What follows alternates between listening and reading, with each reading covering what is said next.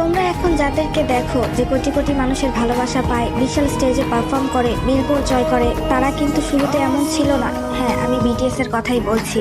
এই বিটিএস এর শুরুটা কিন্তু ছিল খুবই ছোট, খুবই সাধারণ। 2013 সালে দক্ষিণ কোরিয়ার একটা ছোট এজেন্সি বিগ হিটের ছায়ায় শুরু হয়েছিল তাদের যাত্রা। তখনকার দিনে কেউ বিশ্বাসই করতো না এই 7জন ছেলেকে দিয়েও কিছু হবে। তারা ছিল না বড় কোম্পানির প্রোডাক্ট, ছিল না বিশাল বাজেটের মিউজিক ভিডিও, ছিল না বিলাসবহুল সুযোগ। রাস্তায় দাঁড়িয়ে ফ্লায়ার বিলি করেছে নিজেদের কনসার্টের জন্য। ছোট ঘরে একসাথে থাকতো 7জন, দিনরাত পরিশ্রম করত শুধুই একটা স্বপ্নকে বাস্তব করার জন্য। অনেকে হাসতো, ট্রল করতো, বলতো আইডল হওয়ার যোগ্য নয়, কিন্তু তারা থেমে যায়নি। আর আজ সেই ছোট্ট বিটিএস হয়ে গেছে বিশ্ব সঙ্গীতের এক নতুন ইতিহাস। বিটিএস শুধু একটি ব্যান্ড নয়, তারা এক একটা স্বপ্নের নাম, এক একটা সংগ্রামের নাম। আর আর্মি হওয়া মানে সেই স্বপ্নের পাশে দাঁড়ানো। তাদের শুরুটা জানলে তাদের সাফল্যটাও আরো আপন লাগে।